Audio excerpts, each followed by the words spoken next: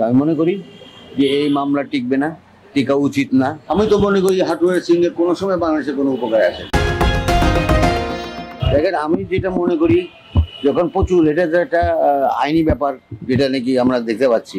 এখানে খুব বেশি কথা আমরা বলবো না, কিন্তু অবশ্যই আমি ক্রিকেটার হিসাবে সাকিবের পাশে থাকবো। এই জন্যই থাকবো যে আপনার মামলা হইতেই পারে, মামলা হওয়া মানেই ডাজন্ট ম্যাটার যে আমি একটা অপরাধী। এক, দুই নম্বর হলো যে এমন একটা সময় একজন রিড করলেন, যেটা আমার কাছে এখন প্রশ্ন জাগে যে এই সময়টাই কি ওনার জন্য উনি বেছে নিলেন, যখন নাকি সে দেশের জন্য প্রতিনিধিত্ব করছেন এবং খেলছেন। তার যদি কোনো অন্যায় হয় বা কিছু হয়ে থাকে, তার অনেক কিছু থাকতে, প্রত্যেকটা মানুষ, আমার আপনার সবারই আছে। বাট মামলা মানে এই না যে আমি দোষী। ফাইন, তার এগেন্সে একটা কেস করেছে বা তার করা উচিত হয়নি এই সময় এসে, বিকজ এখানে জাতীয় স্বার্থে আর তাদের করতেই হইতো। আমি ফিল করি সে অপেক্ষা করতে পারতো, দেখতে পারতো। এবং সাকিবের মতন একটা খেলোয়াড়, যেদিকে একটা বিশ্ব নন্দিত একটা খেলোয়াড়, আমাদের জন্য একটা বড় প্রাইড। তো আমি মনে করি যে এই মামলা টিকবে না, টিকা উচিত না, ব্যক্তিগত আমার মতামত। কারণ এরকম প্রচুর মামলা আরও দেখতেছে হচ্ছে, কোনটা টিকবে জানি না। আই এম কনসার্ন, সাকিব আমরা এক ফ্যাটার্নিটির লোক, এবং তাকে কোন এক মার্ডার কেসে সাকিব মার্ডার করবে? আর ওই সময় তো সে দেশেই নাই, সে তো দেশের বাইরে, সে ফ্র্যাঞ্চাইজি খেলতেছে আমেরিকাতে, মেজর কাপ, তারপরে সে কানাডাতে গেছে খেলতে, তারপরে সে ওখান থেকে আসবে। তো আমি মনে করি এই কেসটা উইথড্র করা উচিত, আমার আবেদন থাকবে। এবং উইথড্র নাও করে, ক্রিকেট বোর্ড তার পাশে দাঁড়িয়েছে। আমি স্যালুট করি এই বর্তমান কমিটিকে, ইন্টারিম কমিটি যেটা আমাদের ক্রিকেট বোর্ডের, যে তারা বলেছে যে উইল স্ট্যান্ড বাই হিম। আমরা দরকার হলে ব্যারিস্টার দিব বা আইন দেবো, আইনগতভাবে আমরা তাকে দেবো। যেভাবে বাংলাদেশ টিমটা জিতলো এই টেস্ট ম্যাচটা, মানে এটা কিন্তু আমার মনে হয় না কেউ আমরা এক্সপেক্ট করেছিলাম। হ্যাঁ, উইকেট সব কিছু করে ম্যাচ জেতার মতো জায়গায় আমাদের টিম আছে, জিততে পারে তাদের দিনে। বাট এরকম দাপটের সঙ্গে খেলে 10 উইকেটে পাকিস্তানের মাঠে, পাকিস্তানের বিরুদ্ধে এই ম্যাচ জয়, আমি তো মনে করি ঠিক এমন একটা সময় যখন আমাদের দেশে একটা ক্রান্তি লগ্নের মধ্যে দিয়ে আমরা যাচ্ছি। রাজনৈতিকভাবে পট পরিবর্তন হয়েছে, আমাদের ছাত্র সমাজ তারা একটা বিশাল জিনিস তারা আমাদের সামনে উন্মোচন করে দিয়েছে, যে কত রকম যে অনাচার হয়েছে এদেশে কম আর বেশি। ঠিক সেই সময় বন্যাও আসলো, অ্যানাদার ক্যালামিটি। এই সময় যখন এই ধরনের একটা সুখবর আমাদের কাছে আসলো এই ক্রিকেটের মধ্যে দিয়ে, এবং এই ক্রিকেটটাকে আপনারা আমার সঙ্গে সবাই হয়তো শেয়ার করবেন যে বাংলাদেশের সবচেয়ে বড় ব্র্যান্ড কিন্তু ক্রিকেট। এই ক্রিকেট নিয়ে আমরা সবাই মাতামাতি করি, দেশের জনগণ মাতামাতি করে। তো সেই জায়গায় it is a icing on the cake.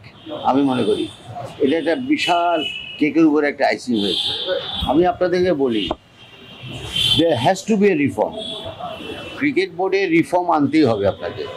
আপনি দেখেন, যে কোনো বোর্ড বলেন, সেটাতে ব্যাংক বলেন বা যে কোনো কর্পোরেট হাউস বলেন, ইভেন ক্রিকেট বোর্ডও বলেন, বোর্ড অফ ডাইরেক্টরসের কাজ কিন্তু আমি ব্যক্তিগতভাবে ম্যানেজমেন্টের ছাত্র হিসাবে বা মার্কেটিংয়ের ছাত্র যেটা বুঝি, 3টা কাজ মেইনলি বোর্ড অফ ডাইরেক্টরসের। 1 নম্বর কাজটা হলো তার পলিসি ডিল করা, অর্গানাইজেশনের জন্য কি পলিসিটা হবে, ক্রিকেট বোর্ড আগামী 3 বছর পর 2 বছর পর কোথায় থাকবে, তার জন্য কিভাবে আগাইতে হবে এবং কি চায় বোর্ড, এই পলিসিটা ঠিক করে ফেলবে।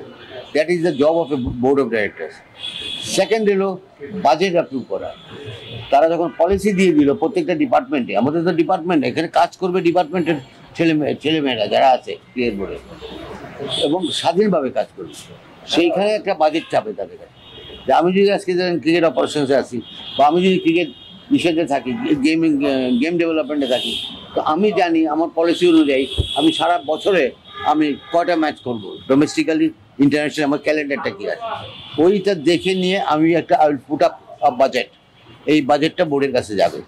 বোর্ড প্রত্যেকটা ডিপার্টমেন্টের জন্য একজন করে নির্ধারণ করে দিতে পারেন, একটা বোর্ড অফ ডাইরেক্টর।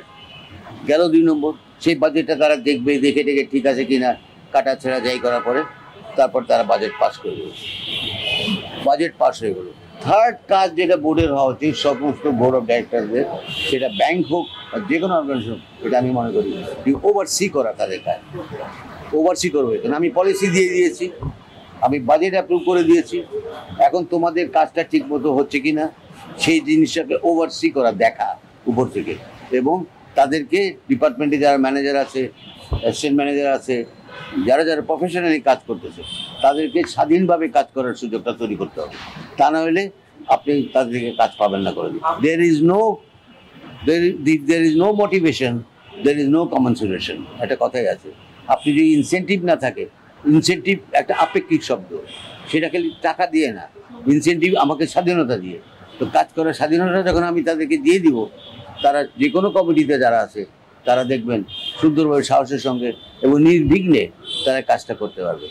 হ্যাঁ, ট্রান্সপারেন্সি থাকবে, এবং বোর্ডের সবচেয়ে বড় ট্রান্সপারেন্সির একটা জায়গা হলো ফাইন্যান্স। আমি মনে করি ফাইন্যান্স মানে আমাদের দেখেন ক্রিকেট বোর্ড এখন যতগুলি অর্গানাইজেশন দেশে আছে, স্পোর্টিং বলেন বা সোশ্যাল বলেন, প্রত্যেকটা ইস্যুতে কিন্তু আপনার ট্রান্সপারেন্সিতে নাই, এবং আমাদের তো নাই। আজকে আইসিসি বলেন, এসিসি বলেন, আজকে অস্ট্রেলিয়ান ক্রিকেট বোর্ড বলেন, নিউজিল্যান্ড ক্রিকেট বোর্ড বলেন, প্রত্যেকটা দেশের ওয়েবসাইট আছে নিজস্ব।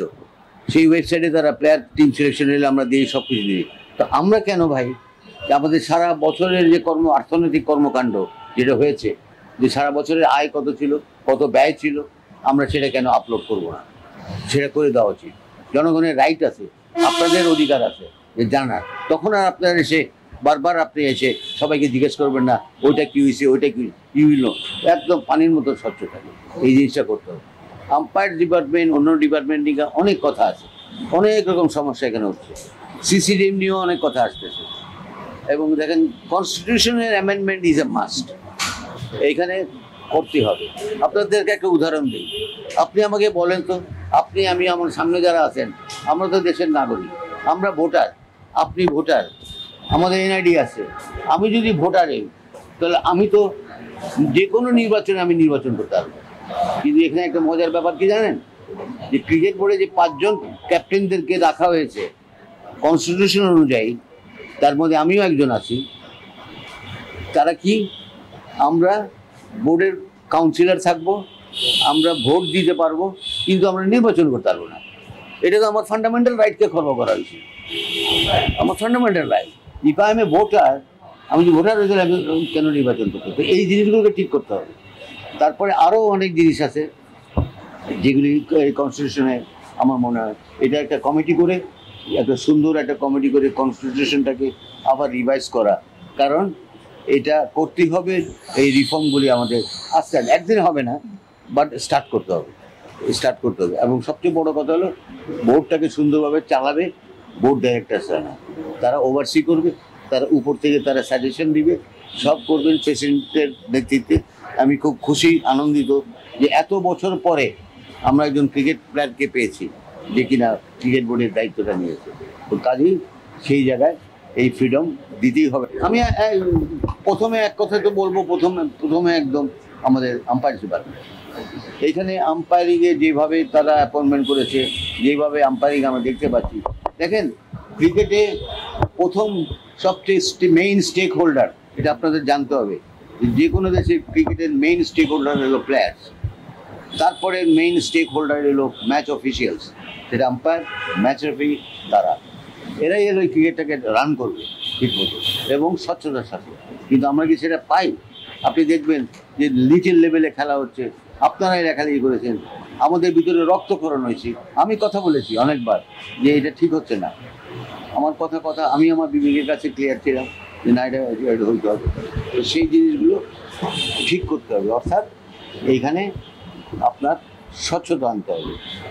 একটা প্লেয়ার, উদাহরণ দিই, একটা ভালো উঠতি খেলোয়াড়, সে যদি এমন একটা টিমে খেলে যে টিমের মালিকানা এমন একজনের কাছে, যিনি অন্য টিমকে তার টিমকে বলে দিচ্ছে বা আম্পায়ারদেরকে ইনফ্লুয়েন্স করতেছে, যদি করে যে ওই টিমকে হারাইতে হবে, ওইখানে যদি একটা বাচ্চা ছেলে যে কিনা হয়তো তার ভিতরে প্রতিভা আছে, সব কিছু আছে, তাকে আমরা যদি ওইভাবে আউট দিয়ে দেওয়া হচ্ছে, রং ডিসিশন দিচ্ছে, তাহলে কী দাঁড়াচ্ছে? দুটো জিনিস দাঁড়াচ্ছে।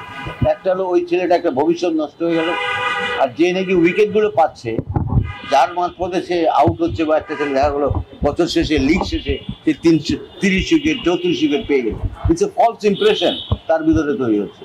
সে মনে করছে সে অনেক ভালো বোলার, কিন্তু সে উইকেটের অর্ধেক উইকেটই হয়তো ওই আম্পায়ারগুলির সুবাদে পেয়েছে। তো এই সমস্ত জায়গায় কাজ করার সময় এসে গেছে। আমি তো মনে করি হাটুয়ার সিংয়ের কোনো সময় বাংলাদেশে কোনো উপকার আসে না। আমি তাকে নিয়ে কিন্তু আপনারাই রিপোর্ট করেছেন, আমি অনেক কথা বলেছি। আমি এটাও বলেছি যে হাতুড়ে সিংহা এদেশে ভালো করতে আসেন, এদেশে ক্ষতি করবে। কারণ সে এক রোখা লোক, তারই আছে, সে এমন বড় কোচ না। যদি এত বড় কোচ হইতো, অনেস্টলি তার প্রতি সবার প্রতি তার প্রতি সম্মান রেখেও বলছি, তাহলে তো তোমাকে অস্ট্রেলিয়া রাখতো বা ইংল্যান্ড নিত বা নিউজিল্যান্ড তোমাকে কোচ বানাইতো বা পাকিস্তান তোমাকে কেন নেয় না? Because you don't belong to that status. But আমরা তাকে আনছি, কেন আনছি, ওই সময় কি কোচ পাওয়া যায় নাই কিনা সেই উত্তর আমার কাছে নাই। বাট আমি মনে করি হাটুরে সিংহা মাস্ট গো। তাকে যদি এখানে রাখতে হয়, আমি দেখছি অনেকেই কথা বলেছেন এবং তাদের সাথে আমি সহমত পোষণ করি। তাকে দিয়ে আমি বলবো যে তুমি মেক এ প্রোগ্রাম, আমাদের তুমি যদি আরো 1.5 বছর থাকো, তুমি একটা লং টার্ম প্ল্যান আমাদের দাও। আমাদের যে প্রত্যেকটা জেলাতে এজ গ্রুপ টিমগুলো আছে, এই এজ গ্রুপ টিম ক্লাস যারা আন্ডার 13 আছে, আন্ডার 17, আন্ডার 19, এদের কোর্সগুলি দিবার প্রত্যেকটা জেলাতে আপনারা হয়তো জানেন যে একটা করে কোচ আছে, নির্ধারিত কোচ বিসিবি করতে। তো তারা সেই রিপোর্টগুলি করবে যে তার কোন প্লেয়ারকে তারা তাদের চোখে ভালো হচ্ছে, খেলাগুলো এখানে ভালো হচ্ছে কিনা, এবং সেইগুলো মনে